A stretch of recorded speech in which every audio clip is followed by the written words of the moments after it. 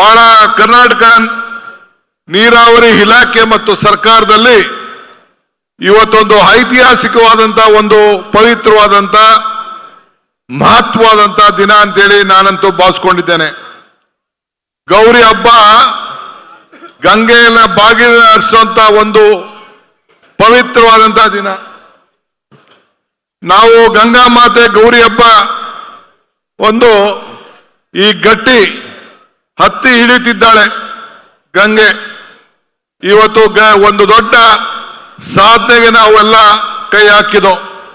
ಗಂಗಾ ಮಾತೆ ಗುಡ್ಡ ಬೆಟ್ಟಗಳನ್ನ ಇಳಿದು ಬಯಲುಸೀಮೆ ಕಡೆಗೆ ಹರಿತಿದ್ದಾಳೆ. ಇವತ್ತು ಇಂತಹ ಗಂಗೆನ ಗೌರಿನ ಇಬ್ಬರನ್ನು ಕೂಡ ನಾವು ಒಂದು ಮಾಡಿ ಈ ಪವಿತ್ರವಾದ ದಿನ ನಾವು ಆಯ್ಕೆಯನ್ನು ನಾವು ಮಾಡಿದ್ದೇವೆ.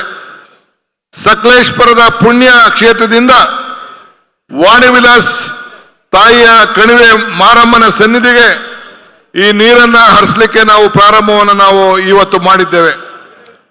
ಭಗೀರಥ ಮುನಿ ಯಾವ ರೀತಿ ಪ್ರಾರ್ಥನೆಯನ್ನು ಮಾಡಿ ಶಿವನ ಜಡೆಯನ್ನ ಭೂಮಿಗೆ ಗಂಗೆಯನ್ನ ತಂದು, ಹಂಗೆ ಸಿದ್ದರಾಮಯ್ಯನ ನೇತೃತ್ವದ ಸರ್ಕಾರ ಆವತ್ತಿನ ಕಾಲದಲ್ಲಿ 10 ವರ್ಷದಿಂದ ಮಾರ್ಚ್ 5ನೇ ತಾರೀಕು 1914ರಂದು ಅಲ್ಲಿ ಚಿಕ್ಕಬಳ್ಳಾಪುರದಲ್ಲಿ ಭೂಮಿ ಪೂಜೆಯನ್ನ ಮಾಡಿ ಇವತ್ತು 10 ವರ್ಷದ ನಂತರ ಈ ಒಂದು ದೊಡ್ಡ ಭಗೀರಥ ಪ್ರಯತ್ನವನ್ನ ಸಾಧನೆ ಮಾಡಿದ್ದೇವೆ.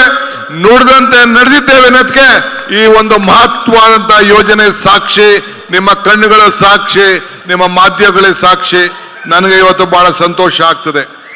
10 ವರ್ಷ ತಪಸ್ಸನ್ನು ಮಾಡಿ 10 ಟೀಕೆಗಳು 100 ಟೀಕೆಗಳನ್ನು ಎದುರಿಸಿ ಟೀಕೆಗಳು ಸಾಯ್ತವೆ, ಕೆಲಸಗಳು ಉಳಿತವೆ ಅನ್ನೋದಕ್ಕೆ ಇವತ್ತು ಸಾಕ್ಷಿಯಾಗಿ ನಿಂತ್ಕೊಂಡಿದೆ. ಪಶ್ಚಿಮ ಘಟ್ಟದಿಂದ ಪೂರ್ವಕ್ಕೆ, ಅದರಲ್ಲೂ ಕೂಡ ಘಟ್ಟದ ಮೇಲಿನಿಂದ ನೀರನ್ನು ಹರಿಸುವುದು ಅಷ್ಟು ಸುಲಭವಾದಂತಹ ಕೆಲಸ ಅಲ್ಲ.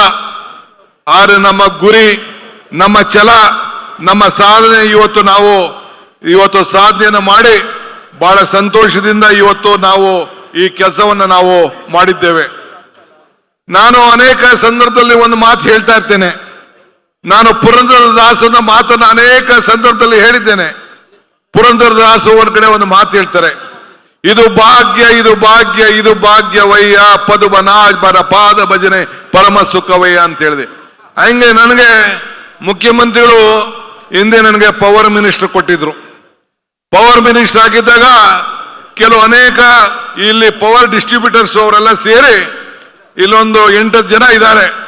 ನಮ್ಗೆ ಎತ್ತಿನ ಹೊಳೆಯಿಂದ ನಮ್ಗೆ ಮುಂದಕ್ಕೆ ಬಿಸ್ನೆಸ್ ಲಾಸ್ ಆಗ್ತದೆ ಅಂತೇಳಿ ಇದನ್ನ ತಡಿಬೇಕು ಅಂತೇಳಿ RTI ಕೆಲವು ಕ್ವಶನ್ ಮಾಡಿಸಿ NGTಗೆ ಮತ್ತು ಕೋರ್ಟ್ಗೆ ಹೋಗಿ ಇದನ್ನ ತಡಿಲಿಕ್ಕೆ ಪ್ರಯತ್ನವನ್ನು ಮಾಡಿದ್ರು. ಆಗ ನಾನು ಹೇಳಿದೆ, ಇದು ನಿಮ್ಮ ವೈಯಕ್ತಿಕವಾದ ವಿಚಾರ ಅಲ್ಲ, ಇಡೀ ರಾಜ್ಯದ ಒಂದು ಸಂಪತ್ತಿದು. ಬಹಳ ದೊಡ್ಡ ತೀರ್ಮಾನವನ್ನ, ಬಲಿಷ್ಠವಾದಂತಹ ತೀರ್ಮಾನವನ್ನ ನಮ್ಮ ಸರ್ಕಾರ ಮಾಡಿದೆ. ಆವತ್ತು ನಮ್ಮ ಮುನಿಯಪ್ಪನವರು ಮತ್ತು ನಮ್ಮ ಆವತ್ತಿನ ಕಾಲದಲ್ಲಿ ನಮ್ಮ ವೀರಪ್ಪ ಮೊಯ್ಲಿ MP ಅವರು ಆ ಭಾಗದಲ್ಲಿ ಇದಕ್ಕೆ ಮುಖ್ಯಮಂತ್ರಿಗಳ ಮೇಲೆ ಒತ್ತಡವನ್ನು ತಂದು ಇದು ಆಗಲೇಬೇಕು ಅಂತ ಹೇಳಿ ದೊಡ್ಡ ಹೋರಾಟವನ್ನು ಮಾಡಿದ್ರು. ಇದನ್ನು ನಾವು ಯಾವ ಕೂಡ ನಿಲ್ಲಿಸಲಿಕ್ಕೆ ಸಾಧ್ಯ ಇಲ್ಲ ಅಂತೇಳಿ ಆವತ್ತು ನಾನು NGT ಅವರು NGT ಅವರು ನಾನು ಅವ್ರಿಗೆ ಅಭಿನಂದಿಸಬೇಕು. ಅವರು ಕೂಡ NGT ಅವರು 5/10/2017 ಆ ಅಪ್ಲಿಕೇಶನ್ ಎಲ್ಲ ಕೂಡ ವಜಾವನ್ನ ಮಾಡಿದ್ರು.